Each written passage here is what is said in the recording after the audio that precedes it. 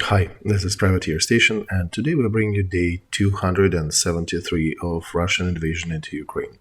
As always, with Olexiy Arestovych, advisor to the Office of the President of Ukraine, Lieutenant Colonel, and Mark Feygin, Russian opposition politician. Enjoy. Glad to see you all, dear viewers, on Feygin Live. It is Wednesday, November 23rd, 2 minutes past 10 in Kiev, and 2 minutes past 11 in Moscow. And we are doing the usual stream, day 273, with Olexiy Arestovich. Olexiy, glad to see you. Yeah, good evening, Mark. So, we have over 82,000 people watching us live, over 16,000 already clicked the like button. A usual huge ask to please continue clicking the like button and subscribing to our channels. This is important, that helps to promote and distribute that to new viewers. I want to say that because of Russian attacks on Ukraine, continuous shelling, a lot of viewers cannot watch the stream. In many places in Ukraine, they don't have electricity. In many places, the internet is patchy. So that, of course, has an influence on the amount of our usual viewers. So you sharing the stream and liking, of course, helps us to make sure they get to see that when the power gets back. Of course, subscribe to Feigin Live, to Olexiy Arestovich, and to the Privateer Station if you are listening or watching that in English. All right, let's probably start with this new shelling, with today's missile strike. There are a lot of versions. For them, it's just a basic, I guess, situation when they just come and kill more people. I've seen your post on the social about the infant who died in the birthing hospital after that shelling. And somehow they do think they attach that action to that political act that happened in Europe, where NATO countries acknowledged Russia as a terrorist state, as the country sponsor of terrorism. So, in any case, I think that acknowledgement was not for nothing, that's not useful, and as a result, we have another missile strike from Russia, with the death, I heard, of 6 civilians. So, these folks are trying to combine useful with joyful for them in their weird mind. They still need to conduct their missile attacks.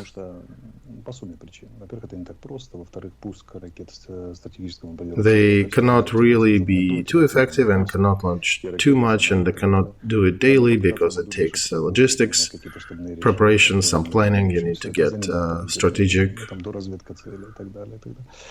planes, strategic bombers up in the air. You need to make sure the missiles are there. So they do it every roughly about 2 weeks, every 10 days or so. But every time they do it, they try to attach it to something. And today, it matched the time when Euro Parliament started voting. Is it a coincidence? I don't think so. This is somewhat a Soviet style of war, with notable actions and notable efforts attached to different holidays and other milestones. Most of the missiles were shot down, about 70% were shot down. They also sent Lancets today. That's an unusual missile. It has a small payload, but it has a camera.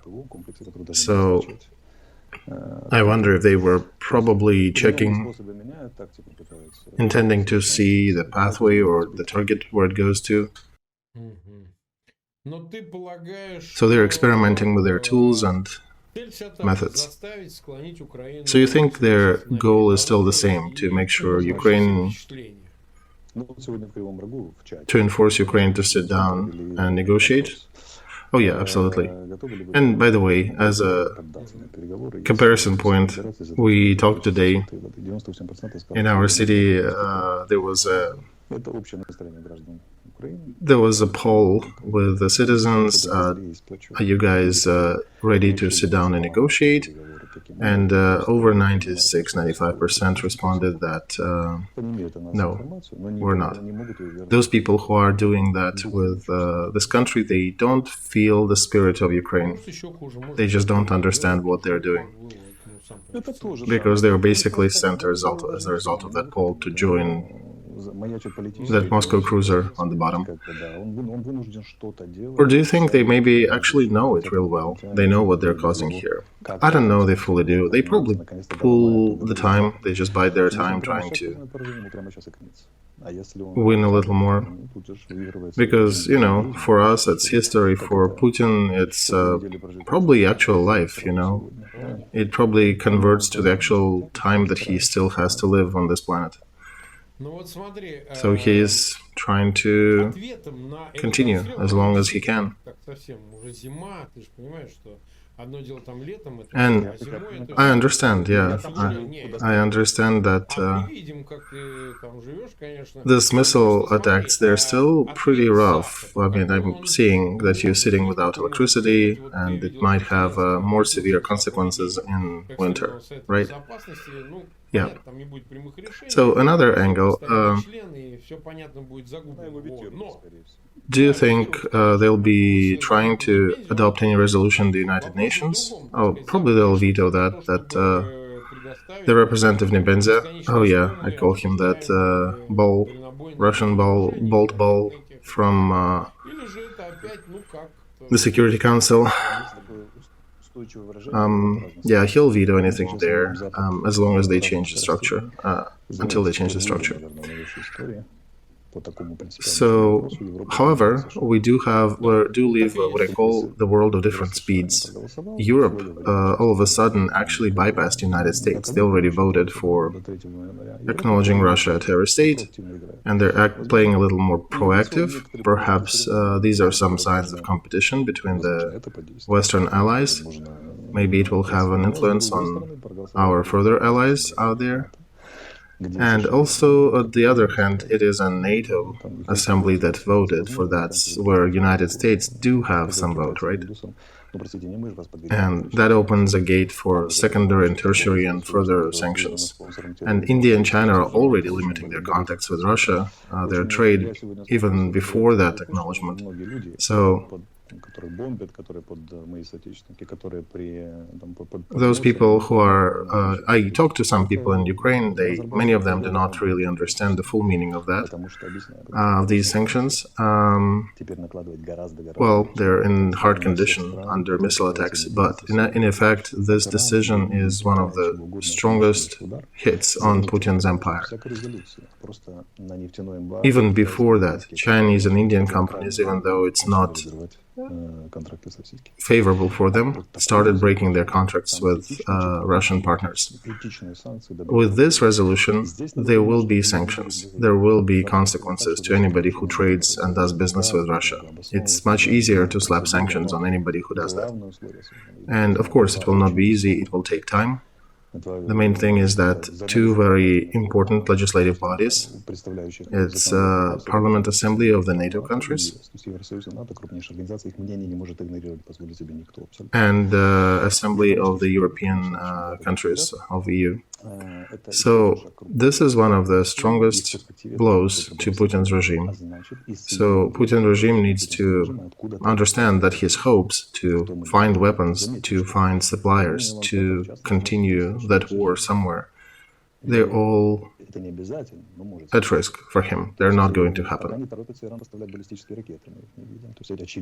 And remember, even his attempts to maybe find Iranian missiles, to find more drones, they're somewhat at flux now. The missiles are still not here, so Iran is still being worked with. I think there are some results of that work, that Putin still doesn't have Iranian missiles. And they also started trolling, I guess, back. You can say that They're trolling the troll. Of course, if you remove the dead citizens, dead civilians in Ukraine from the equation, that looks a little easier to comprehend, but yeah, that's kind of what it is. So they, on the same day when Putin hit Ukraine with missiles, they announced another package of support, more air defense system, more missile defense systems, more armored vehicles, 150 Humvees, a bunch of lighter vehicles. So they are listening to our demand. It does appear that our allies basically are giving us what we're asking for. We're not talking about long-range armaments. We do not have parity in that regard, because Russian army can shoot us from 2,000 kilometers. We at best have 110 kilometers with the .U. But on the ground, we are becoming stronger, we are getting additional capabilities, and this is very good. There'll be new attack, new missile attack, there'll be another package of help. So that they would understand that attempt to escalate the war will not really lead them anywhere. And it is, if you look at the perspectives of the Russian economy fighting against about 60% of world economy that is represented by the group that gathered at Rammstein, you understand how their long-range perspectives will play out. So we do have over 200,000 watching us. It looks like some people are joining who are finally getting some internet or electricity. Please subscribe to Feygin Live, to Olexiy Arestovych. Let's also take a look at the map. There were some events unfolding. We're showing the map, the usual deep state version. Let's look at Kherson region. I don't know if you can see. No, I don't. I did not see the map you show, but I know it by heart. We can talk. We're showing the south of Kherson region. Artillery duels continue. We are prevailing because we have better artillery, we have HIMARS, we have more precise tools. They're trying to use field artillery, and basically they come to the position. There's nowhere to hide. In order to be accurate, you need to set the shop, prepare the artillery, target, shoot. It takes time. They don't have that time. There's nowhere to hide. So they come, quickly shoot, and quickly try to leave. Yesterday we had some good targets shot by HIMARS. We're still calculating the results, but as you understand, HIMARS do not miss. And this is partly a response to Kherson shelling that they did. On Zaporozhye, part of the front, they are gathering near Melitopol. It's that city in the bottom left at about 7 o'clock. So they're trying to group their people around Melitopol. This is a difficult area to hold because outside of city there is nothing to fortify at. So that's what they're doing. They also tried to attack a little bit near Gulay Polya, near that couple green marks up in the middle of the front, and they failed. They did not manage to succeed. In Pavlov and Vugledar, here we're zooming in, they kind of stuck with Pavlovka because it's lower than Vugledar, and it's a stupid idea to attack a higher laying position. They're a much easier target. So they're fighting in the same style as they do near Bakhmut, like Russian army fights. Let's go and attack something with small groups, and more bodies start to litter the fields. And I wish more moms and more wives saw these videos, the ones like from Bakhmut, where there are just layers of their dead soldiers.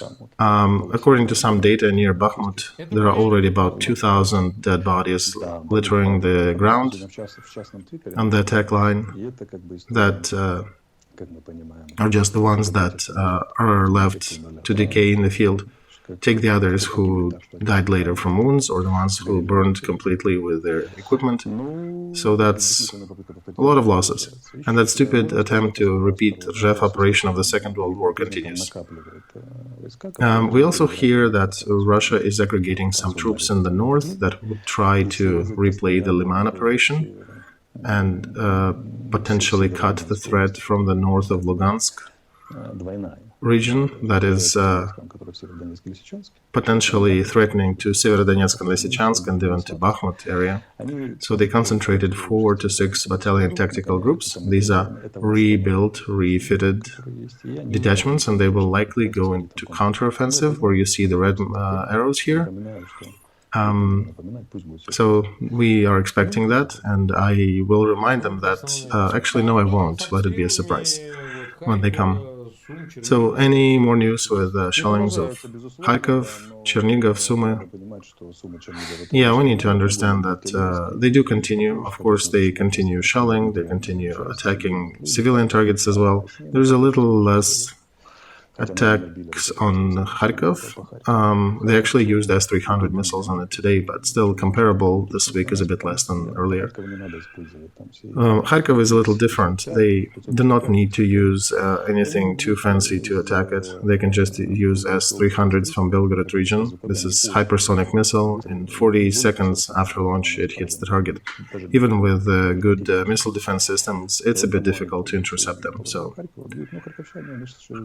Kharkov people are, however, built of steel and concrete. They are holding, and of course we're doing military actions there. We're installing active measures of defense, passive measures of defense. So Kharkov continues to be and will be.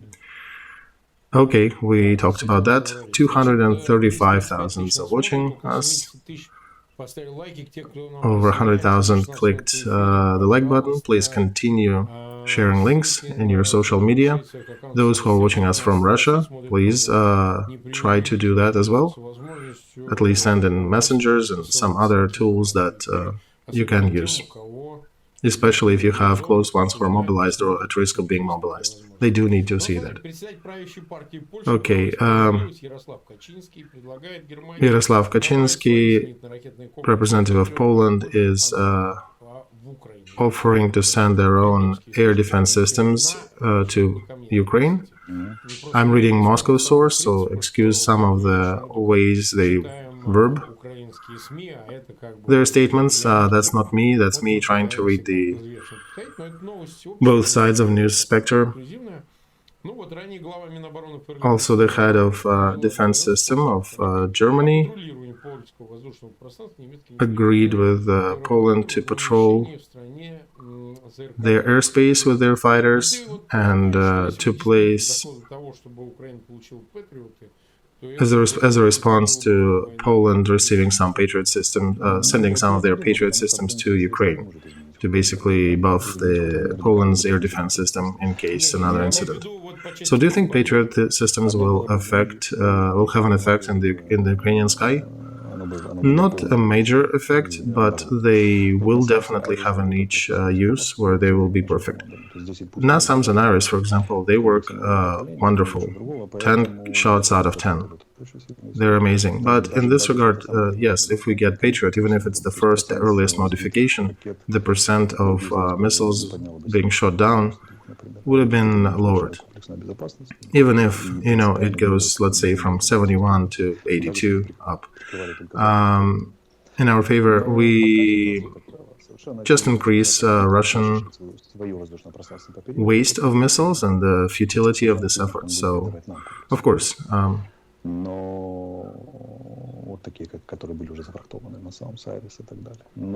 ideally, yes, we would want to have more NASAMS and Ares to defend the skies, but even Patriots would do. And also, one should consider that to give us Patriots, Poles would need to get confirmation from the United States, the ones that manufacture those. Plus, there is also a logistical side, the service of these systems. So, I don't know. If that happens, that'll be a huge surprise, a huge help to us. I'm a little skeptical, though, because there are some unsolved matters with this offer. Look, we also got an information that there was a prisoner of war exchange, 35 for 35. I understand from the Ukrainian side it's military intelligence who are doing that. Military intel and the general head of the office of president, Andrei Yermak. So look, the exchange is going, so that horizontal level still works, right? There is some communication and there are some positive dynamics there, or not. Oh, Mark, even during the fight for life of communist regime with Germany during the Second World War, they were actually negotiations. Germans were talking about exchanging the son of Stalin. So, yeah, his destiny ended up being sad, but at least there was always talks and there were always negotiations. There was even a version, somewhat supported factually, that there were other negotiations on Shatsky Lakes in Belarus. They were talking about possible Brest II, a possible peace treaty to give Germany all of Ukraine and Belarus and stop this war. So that's the versions I heard. And I heard that from some of the people who were there. And it's interesting that these negotiations were very peculiar, that the negotiations were guarded by NKVD, the Russian service, by Gestapo, the Germany service, and also by the Ukrainian Rebellion Army, Ukrainian Liberation Army. So it's somewhat a folk legend. There is not too much known about these negotiations, but it does show that even as rough and as dire circumstances as back in the Second World War, they do afford for negotiations and for communication. So every process in our civilization is based on communication in one way or another. So even if there is a fight for death, fight for life, with a very serious enemy, there always will be some negotiations. And of course all military know that regardless of what is going on, military is ready to send their intel to talk to, very likely, another head of intel from another side. So these are the ones who go and talk under the white banner of negotiations. And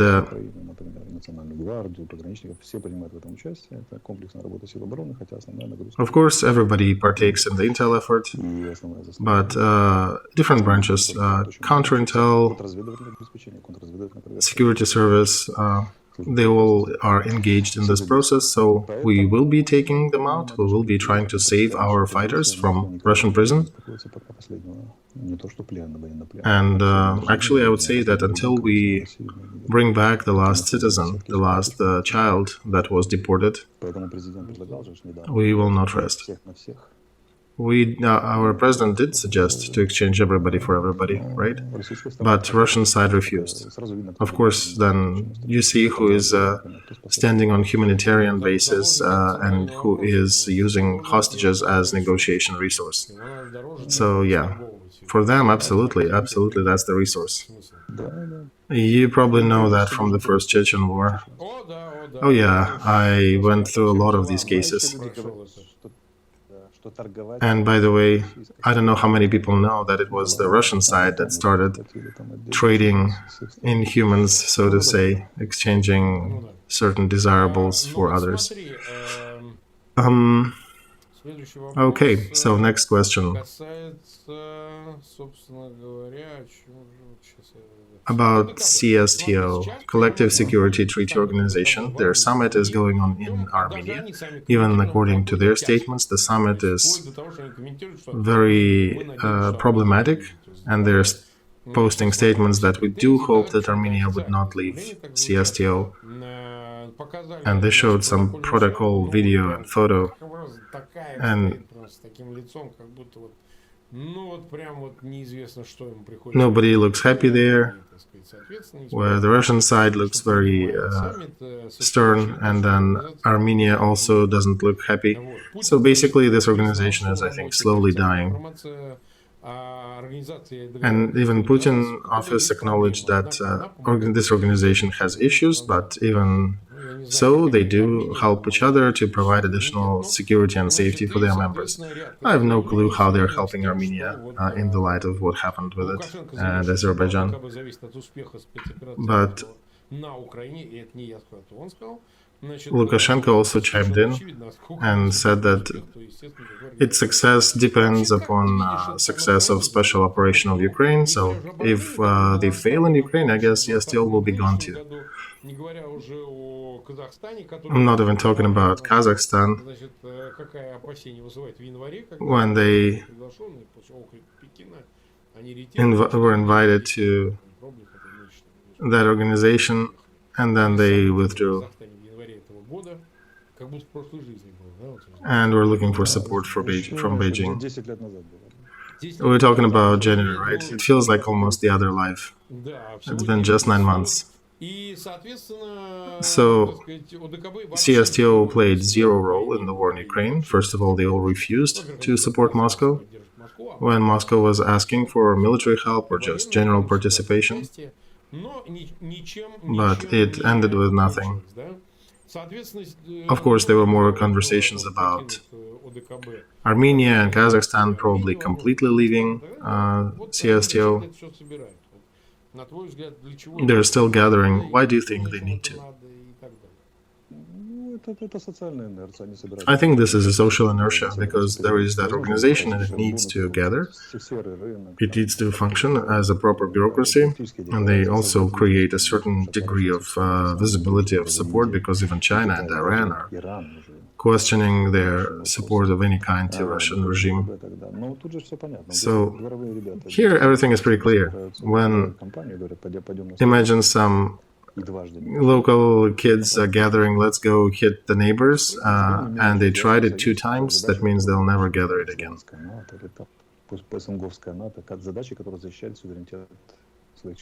If you recount properly, Armenia was dumped twice, not by another member, but by the organizer of that group, and basically was given up to Azerbaijan's mercy.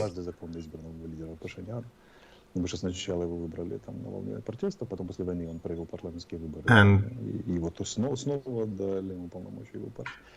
in Armenia, they're now trying to depose their leader, who initially was elected on the revolt from the previous events, and then his party got another mandate to try to continue. But yeah, there is nothing good happening there. This organization has no perspective, no content, no nothing. They're working according to the organizational inertia.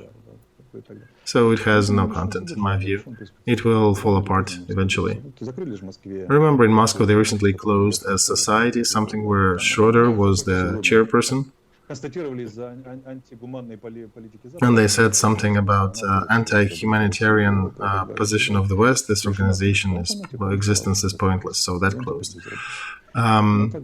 They had to say something funny. And now Schroeder doesn't have this job, so I think CSTO will be in a similar position shortly. I actually remember back in the end of the 80s, there were a lot of organizations, countries of economic aid and all the Eastern Bloc countries. They had a bunch of organizations that were dying very slowly from the point of view that it didn't last too long, but they just had nothing to do. Most of those ex-socialist countries from Eastern Europe, they were already in the semi-market mode. By 1989, most revolutions already happened. Some of them stayed to the end to sign the liquidational documents, but everything was still somewhat portrayed on the Soviet TV. You could still see there was a meeting of that, there was a meeting of this, Gorbachev visited that meeting. So that's kind of reminiscent. I'm catching the same feeling from CSTO. Понимаешь, ОДКБ находится в ситуации, когда даже всепланетное добровольное общество покорения Марса. So I think one can say, sum it up, that CSTO is in a position, Security Treaty Organization is in a position where, to compare it, the Society for Conquering of Mars stops their activity not because they are out of money, but because they're out of Mars. So as Mark Twain said, let's put the veil of pity over that last scene. Another question that's probably worth to discuss with you. There was a special check, a special set of operations in the Ukraine Orthodox Lavra branch of Moscow Orthodox Church.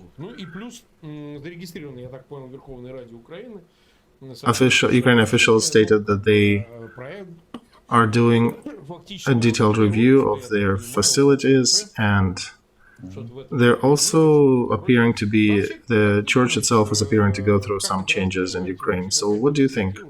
What is the perspective in Ukraine that this religious organization may disappear? The fact that it doesn't have perspectives in Ukraine in current stance is obvious.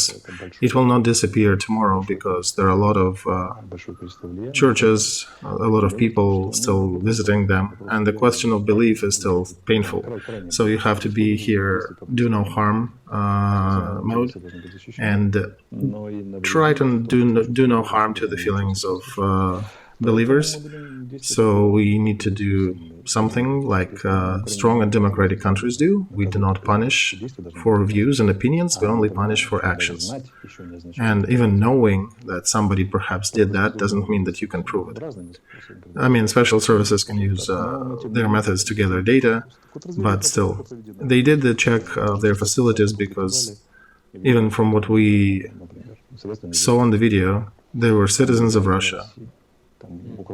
There were about 60 of them among the monks.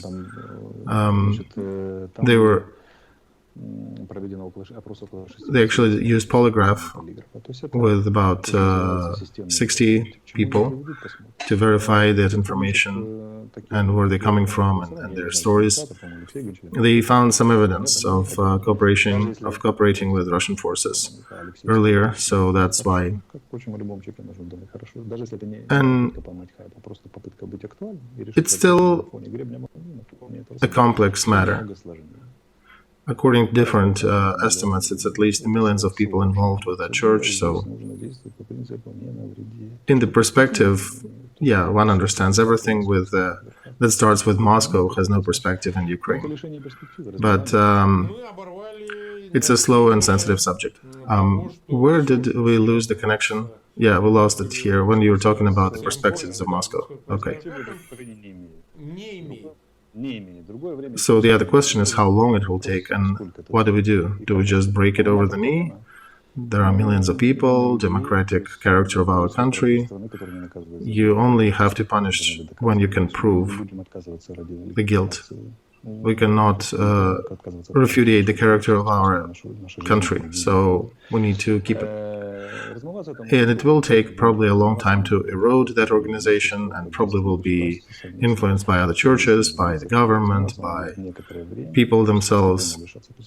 But also canonical changes do affect it, language and other things. Yeah, I don't think, I'm not in favor of breaking it, because among believers there are people who are ardent supporters of Ukraine. If you remember early on when Russia just started invasion, at 7 in the morning, when one would not know if just several hours later Russian troops can ask you for your position. So some of their leadership made statements saying that they are against this invasion.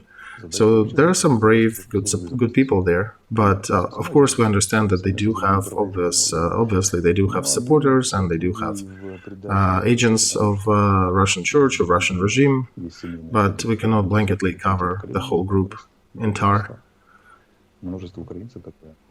And a lot of Ukrainians who are помогают, волонтерят и так далее.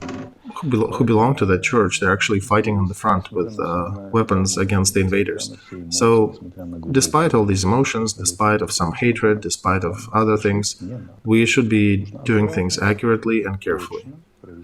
We need to figure out who is a traitor, who works for Russian special services, and then these people should deserve proper legal punishment.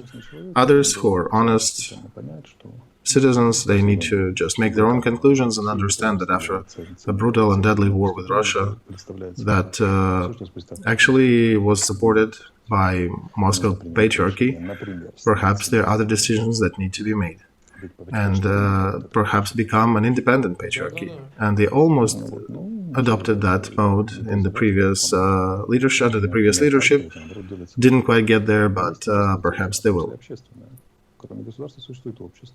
And I would remind that our difficulty is that Ukrainians is a country of counterintel character. We are looking for enemies among friends.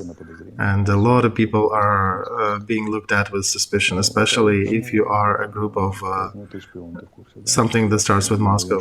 And by the way, you know, Mark, you are a spy. I am a spy. Many people are talking like that. So this is a feature of a society, and you can post things on Facebook and express your emotions and upset and just get some hype and likes on something,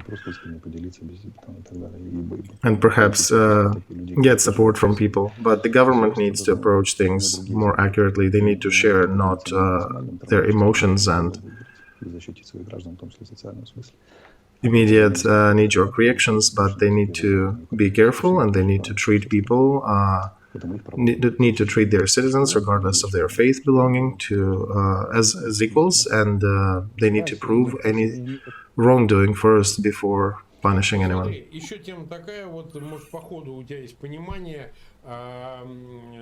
So one more topic, perhaps you know, question of nuclear energy. A lot of nuclear power stations, power plants in Ukraine are disconnected. And some of them are probably turned off for maintenance reasons, for just general safety. A lot of people are writing a lot of media posts that this or that or another is turned off. There are representatives of the International Atomic Commission are visiting Zaporozhye station and some other locations in relation to these missile barrages of the critical infrastructure of Ukraine. What's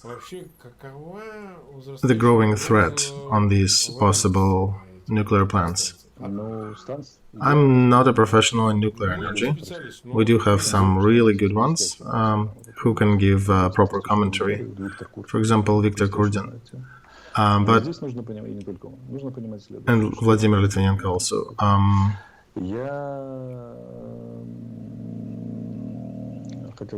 I would want to say that even a non-professional would understand that if you keep turning on, turning off, turning on, turning off, even a teapot, even tea kettle, it eventually will burn. There is a risk. So in the current mode, we start it up, we power it down, we power it up, we power it down. That every cycle like that increases the risks. And we're the country who actually suffered and survived Chernobyl. We remember that that is a risky proposition, the failure at the nuclear plant. And I need to remind our opponents that NATO already made a statement that nuclear fallout on the territory of Europe would be considered as an attack on NATO. They did warn that Russian side that any games with Zaporozhye power plant may end up real badly for them. And yeah, Mark, they are shelling Zaporozhye plant directly. They are involving it in their shenanigans. But other plants are also suffering. And they're also hitting at the transferring points at the other branches, at the other parts of the electric power system, not the generating parts. But that also affects the generating nodes. So in some cases, it's simpler to turn it off. Another thing, probably last one for today, I saw a picture of Medvedchuk in Yalta. that Putin's body who was exchanged. I don't know what's he doing there. You say that he gave up everything, right? He told everything. Yeah, they're telling that he sang, he told everything he knew. And he's out there in Russia, on the Russian-occupied territory, and enjoying life. Well, Mark, according to some data, they are planning to create another private army to add to the front, and they are saying that maybe Medvedchuk will be their leader in a similar style like Wagner group. And I don't know, perhaps they can gather, I don't know, 300, 500, 1,000 people. So there probably is a question to try to use him because, hey, we exchanged him for somebody, for Azov people, he needs to do something, right? Why are they using him? Because at any moment, Ukraine can release some of the videos with him and say, hey, he just leaked that and that and that when he was here. He's a compromised figure. Yeah, but he can always play the card that he was under pressure. So, anyway, that's, you think he is not completely written off, right? If he is walking in the streets of Crimea, that means he is not written off. You know how they write off people in Russia? Oh yeah, right, with a sledgehammer. So, yeah, he's, I think, still in play. He's somewhat active.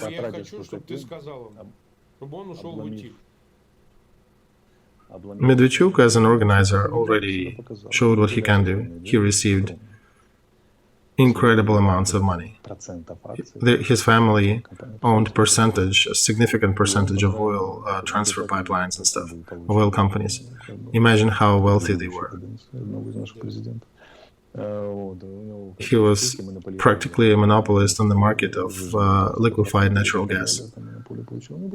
And that funded his party and political initiatives, but these parties never exceeded 0.15% anywhere, so that tells you how talented he is. And again, if he starts gathering people under his banners into some private army, we'll see. That'll be entertaining to see who joins, what slogans will they use.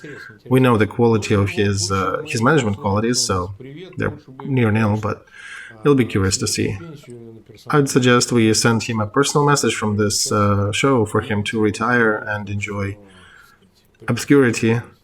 Otherwise, you know, things may happen to him and there are partisans. And he just doesn't listen to good advice. Yeah, you know, Mark, life is an interesting thing. Different events may happen. Okay, we've been live for 43 minutes. Sorry, it's been connecting and disconnecting. We had to cut the show and restart it a couple times. There is a bit fewer people watching it, and yeah, we don't have internet, Mark. Most of the country is without it. So again, another ask, the usual. Those who watched us, please continue sharing links, so those who did not have a chance to watch us live can join and do that later. Especially make sure that your neighbors and friends who have no power would still get a chance to join us. And of course, subscribe to Feigin Live, to Olexiy Arestovich, in the description to that video, and to the privateer station if you are listening or watching that in English language. Thank you, and till the next stream. Hopefully we'll have one tomorrow, and we'll discuss everything that we didn't discuss today. See you.